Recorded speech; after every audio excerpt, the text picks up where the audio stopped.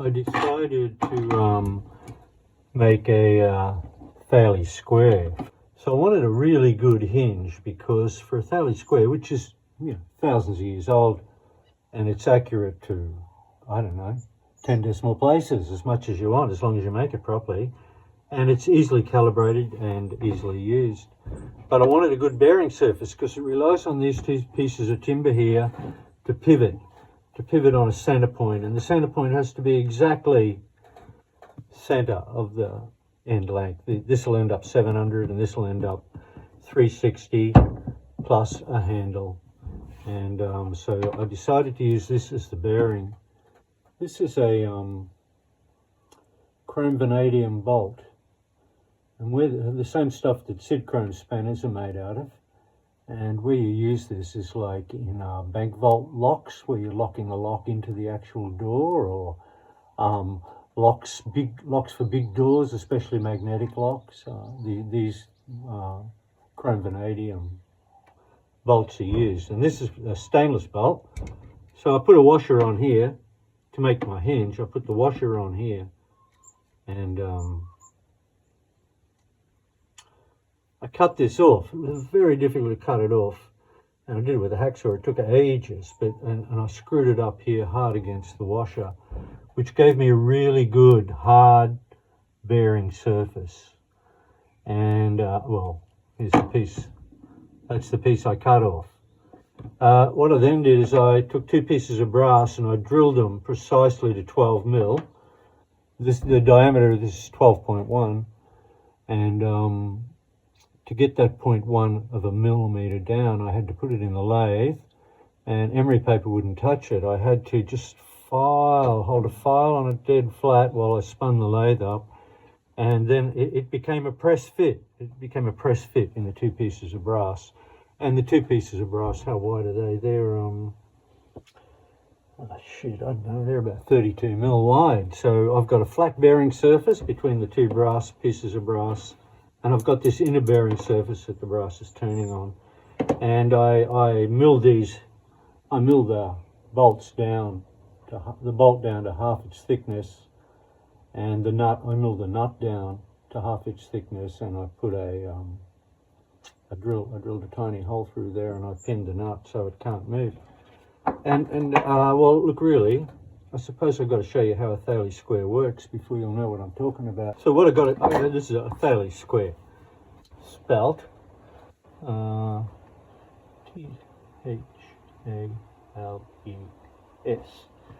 And Thales was a guy who lived 2,500 years ago, and he had a theorem. It's known as Thales, Theorem, Thales theorem. And this is how his theorem goes. You take a circle, and in the old days, the bigger the circle, the more accurate this would have been. They would have set this out on a huge flattened sand pad, and then they would have drawn their circle, and they would have drawn the diameter through it. Now, Thales theorem is this, that wherever you place a point, anywhere at all on this circle, I'll just randomly say there, and if you draw a line from there to one end of the diameter,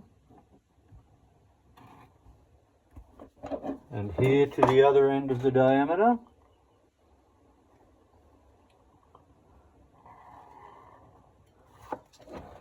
then you have 90 degrees.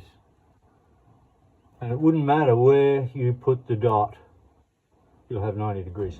And this is quite easy to prove, as it turns out, because if you draw a line now from the dot to the center circle, and we know this is the radius of the circle, and we know that's the radius of the circle, and we know that's a radius of the circle. So this side is equal to that side, and that's called an isosceles triangle.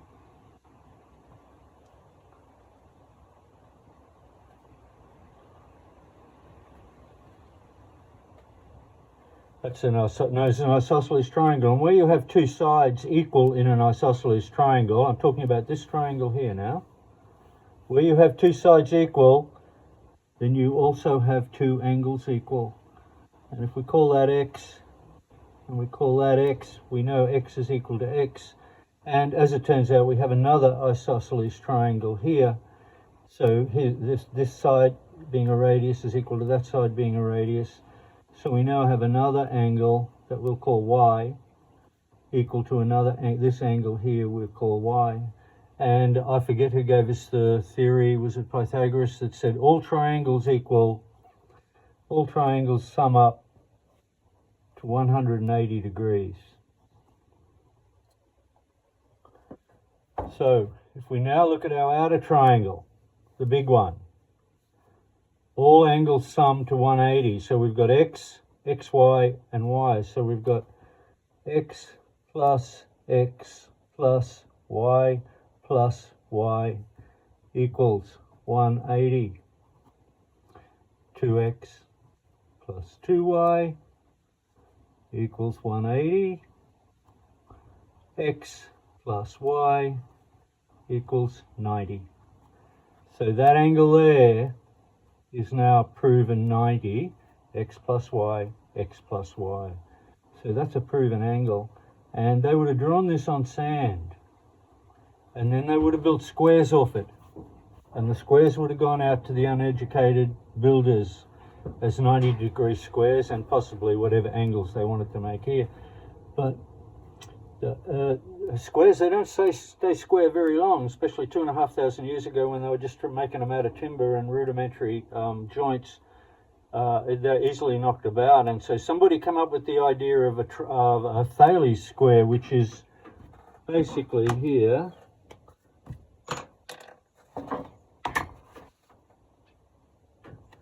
This piece here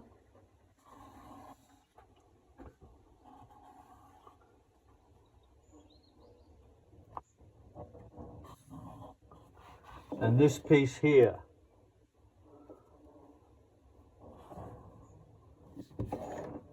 And that's the diameter piece, the longer piece of wood, and that's the shorter piece, the radius, the shorter piece of wood.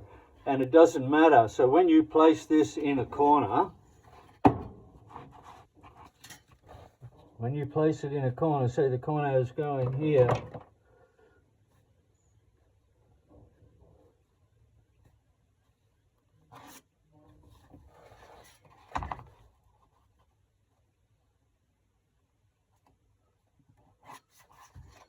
it could be walls of a building, it could be a window frame, it could be a piece they're cutting out, it could be a stonemason perfecting a perfect corner edge stone. But the fact is that if this triangle, if this square, the pivot point is here, if it touches one piece of the wall there and touches the wall there and touches the corner, then that is 90. And it doesn't matter where you put it. It doesn't matter at all. So you haven't got to be educated to use it. You just got to place it in. And if the angle is less than 90, then this piece will go in the corner, but this piece will rock. No matter how you try to move, it'll rock. It'll never sit square. And if the angle is a bit more than 90, sorry, that's the reverse. If the angle is more than 90, then this piece, the diameter piece, it'll jam in this corner. And this piece will flutter. It won't reach the corner because the angle's too great. And so this simple tool always gives you a perfect 90. And for the operators in the field, these were made of hardened sticks or whatever they made them of. All they had to do was test it, was bring this arm to here, make sure both sharpened tips were straight, level, and back to here, then swing the arm over to here, make sure they were level, and that was it. You had 90, and you could keep using this tool no matter how you knocked it about, as long as you kept testing it and sharpening it. So that's the story of Thales square. Sorry to bore you shitless, I'll be back. All right.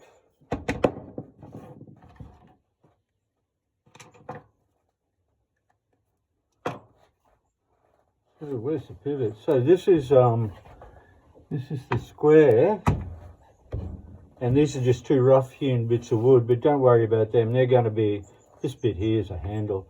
This is going to be narrowed down, and in the end it'll be inset with a piece of brass like that, and these will come in towards the brass, and the brass will stick out a little bit, but on the end of the brass it will have I'll drill a drill in, a 3mm drill, and I'll epoxy the drill in, so just the butt of it. So you'll end up having a pinhead like that on the end of each, on the three ends, the two of the diameter, and this will be set into the wood. It won't be mounted up high, it'll be set into the wood and epoxied in. And the three tips, they'll form the 90-degree angle. So this is a square, and the importance of the square is the precision of this hinge, because if this hinge moves a bit, then that is going to change from that. So if the square is going to last a long time, it's got to have a precision hinge. So this is the hinge I've made here. It's as I said, I described it before, and if I actually lift that hinge out, let's see, it's like that. It's going to be epoxied in. Don't worry about all the slots. The slots are just, well, I've got to slot this one yet. The slots are just to take up the epoxy. But this is a hinge that'll last for years and years and years, and it'll always have the same torque on it, except for slight wear on the brass, which, as I said, I think it's 32mm. That's a big flat surface to wear down, to come loose. So that's where it's at. Which goes where now? I've got to get this right. It goes that way. And that goes that way. And the reason behind that was so that I could sink the hinge in. So like when this is all shaved down, it'll be a lot thinner, and it'll be a lot thinner this way, and it'll be like a giant compass. And I didn't want the hinge projecting through the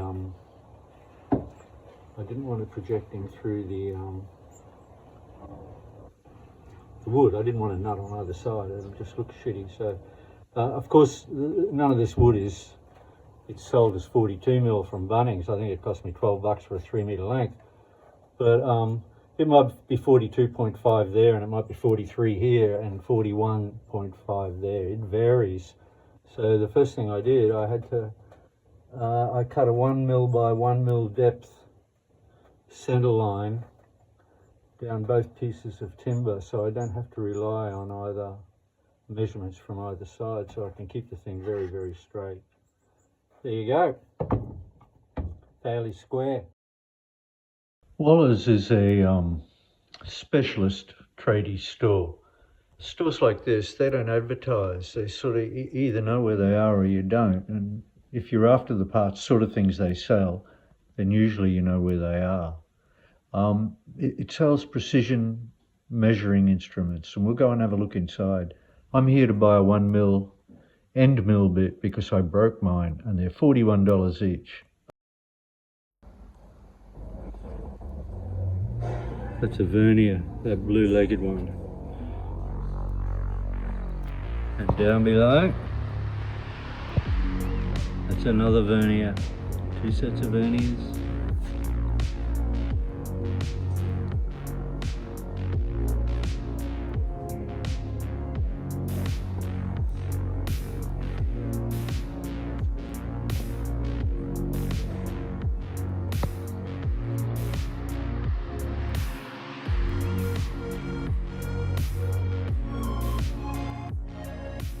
We're in Toowoomba in Waller's, and these are some of the squares. These are engineer squares, and these things will cost you a small fortune. Look at that, a piece of right angle steel.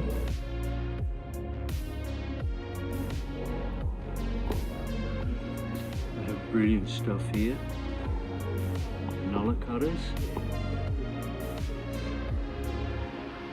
and they have all sorts of measuring tools.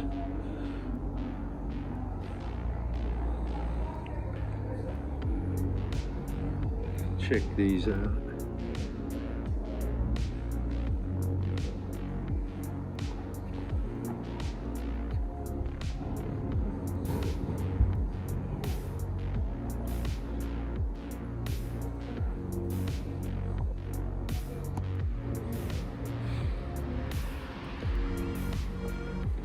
Finally I had one of those.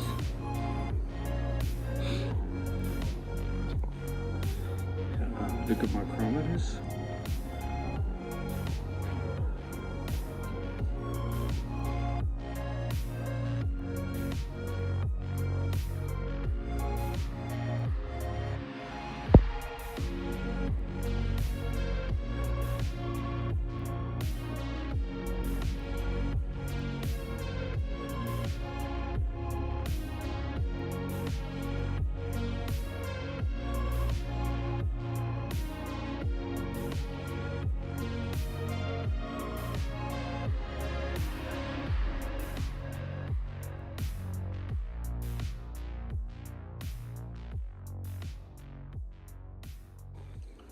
So I've got the diameter leg leveled up in the mill, and I've just poured some epoxy in. I don't really want the epoxy to cross those lines because here's where the bolt sits, and I don't want the bolt binding to the brass, so I'm hoping I've got enough there not to squeeze too much into the square hole. And I've covered the nut in grease, thick grease, so even if the epoxy gets on it, hopefully it won't stick. So I'm about to epoxy the first. This is the critical bit. If I don't get this bit right, I'm fucked.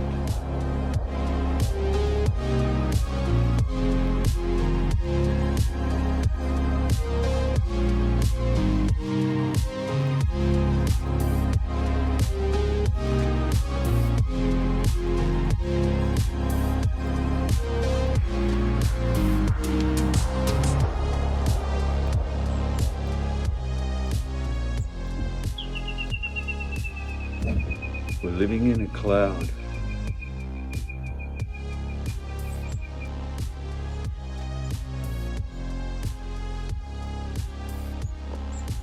Totally closed in by a cloud. It's been pretty miserable and overcast up here today, so I continued working on the Thales square. And I made the 3 tips for the 2 for the end of the diameter beam, either end of the diameter beam, and 1 for the end of the radius arm. And this is a steel scribe. When you're marking out steel, you put blue engineer's ink on it, and then this scribe draws. The tips are very, very hard. I went to Bunnings. Was it Bunnings? Yeah, I think it was Bunnings. And I bought a couple of cheap ones, and I cut them to pieces. And I made these 3 tips.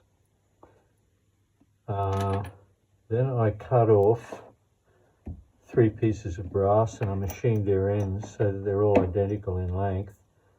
And I drilled the ends, so they go together kind of like this.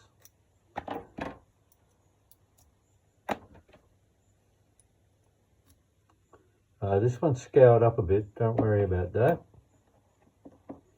That's for the epoxy to take.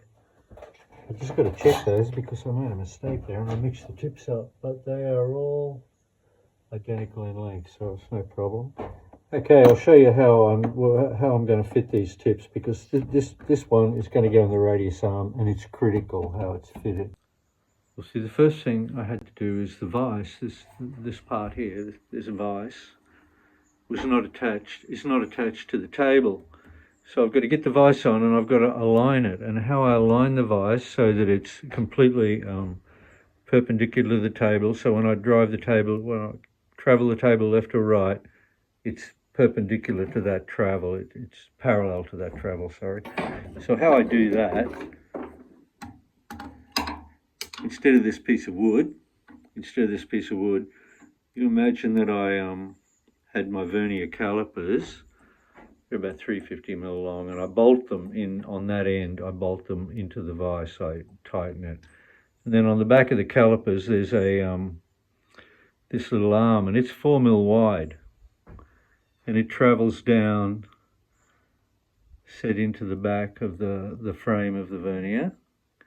And what I do is, with that arm in place, I put a 4 mil end mill bit into the quill, and then I bring it down here, and I level it. I bring the table in and out until I've got the 4mm sitting directly over the 4mm rail that running through the vernier. Then I wind the table up to the other end, and I lower the 4mm end mill bit again, and it has to sit. If it's not sitting in the centre of that rail, then I've got to start making adjustments, and you travel back and forwards until you got it right. That takes about an hour, and now you know you got the vise dead perfect. It can't be anything other. So you put your job in this case is a piece of wood, and of course wood is not perfect, and you've got to start then you can trust your vise now, but you've got to align the wood. And so long ago when I started this job, I don't know if you remember, but I ran a 1mm wide, 1mm deep center line down the inner faces of both these pieces of wood. Well, we're now going to align that wood because many other jobs have passed through the vise and the vise has been moved. So now we've got to align the vise again, which we've done, perfect. And we've got to set the table. So this little 1mm end mill bit, and that's how big it is, so that when I bring it down, it goes in to that 1mm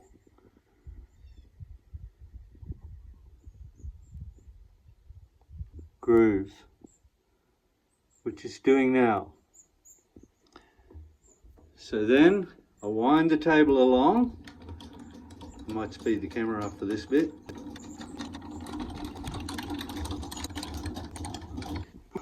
And now we'll have another look.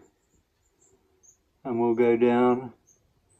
And once again, it's going perfectly into that 1mm groove. So now I know the piece of timber is perfectly aligned. And what I now did was I changed this 1mm bit for a 6mm bit, and I very carefully cut this groove. So now I know that this groove is aligned to the center point of the hinge, absolute center point, because if it was, say, like, I'll exaggerate, if it was a bit that way, then that's when the errors would compound when I come to align this one with the pins on the radius arms. So it can't be aligned like that. It has to be, this needle, which I made out of the scribe, has to point directly to the center hinge. It can't vary that pin. So anyway, that's taken a long time to get it this far. And now you can see, well, in fact, it's taken the whole day. But now I can safely epoxy that in. It's a perfect little fit there, and I've grooved underneath so the epoxy's got something to work with. And that's progress for today. So it's do or die now. I've put the pin in the epoxy, and hopefully I've got it negotiated to the pin is dead center.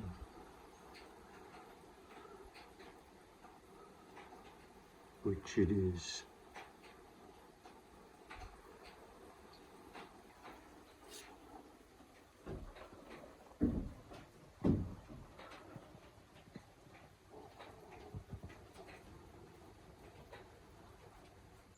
Okay, I don't know how well you can see this, but I've cut the taper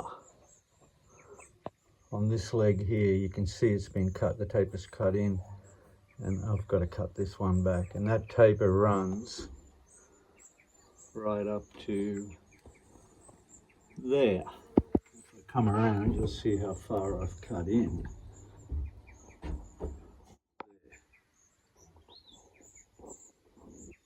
The problem is that these two faces here are now perfectly matching, but when the top arm swings around, this face here has to identically match those, or it'll look odd when you swing it around. So the way I'm going to do that, I know I've got two matching pairs there, so I'll put the end mill bit down hard against the cut. I've got this locked in the vise. What I'm going to do is I'm going to undo the vise, lift it out, swing, excuse me. Then I'll swing this arm around under this top arm, and it will have the flat down there, and then I'll just be able to go back on the exact same line I've been cutting on, and that should give me 3 matching faces. So this might make it a bit easier to see. You can see I've cut that taper on one side.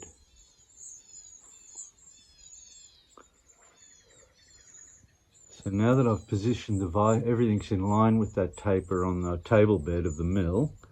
So what I'm now going to do is I'm going to turn this around.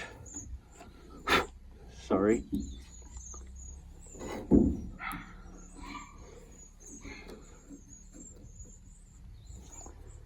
Oh, sorry about that. Okay, now you can see I've got the other piece in, the third matching face, and that should fit back exactly in the mill where it came out. I don't know why I put the cutting tip on the back of the mill, but anyway. So now see, I can just take the end mill bit straight down because it's still parallel to this line, and I'll be able to cut through there, and that'll give me my 3 matching pairs, 3 matching pairs, 3 matching tapers.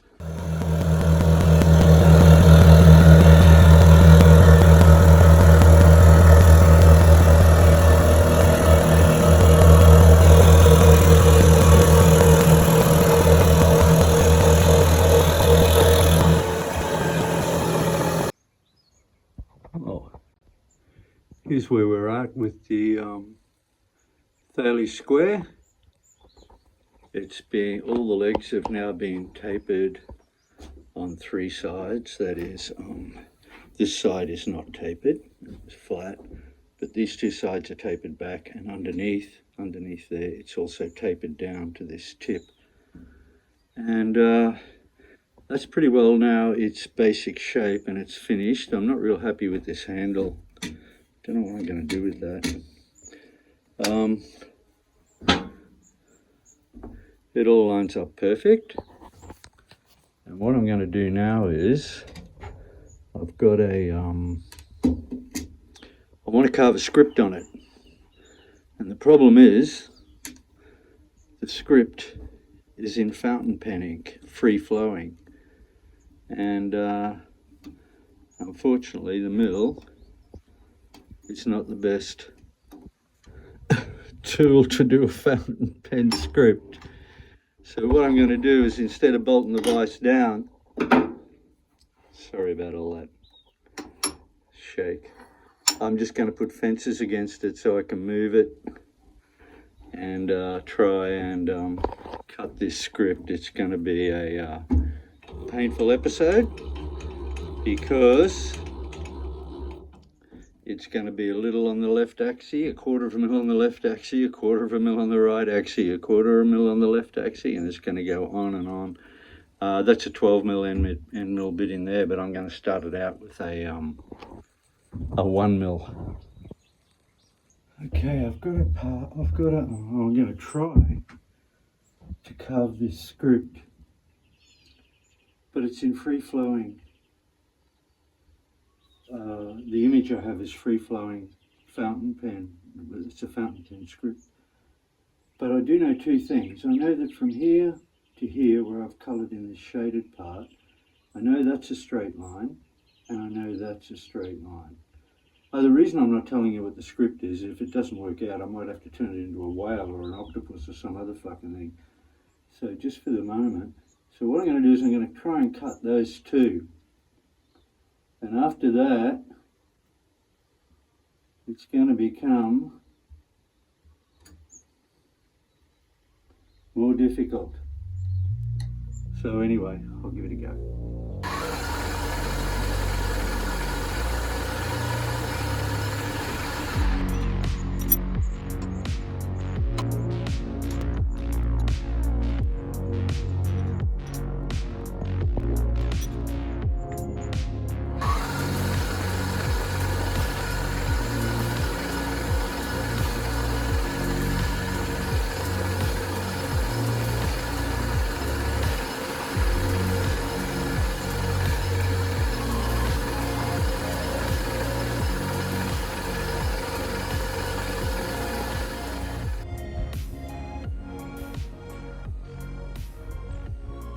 the Thales square, it's finished, and I had to build, well, I thought I'd build a box to put it in, but I didn't have any material for a box, so I scrambled around, and years ago when we built these shacks here, a little house shack, this timber, which I think is called yellow merlieu or yellow merlibow or something like that. Anyway, it's fireproof, it doesn't burn, it only cinders, and it was part of the BAL, the bushfire attack level recommendation, that timber be used. And it is, even though it's impervious to fire, it's also impervious to everything else, because we had a couple of boards left over and they laid under there now for 16 years, covered in silt and mud and wet and damp and through probably the most horrendous conditions you can imagine under there for a piece of timber. And yet there they are. I pulled a piece out and cut a length off to build the box. It's reasonably straight.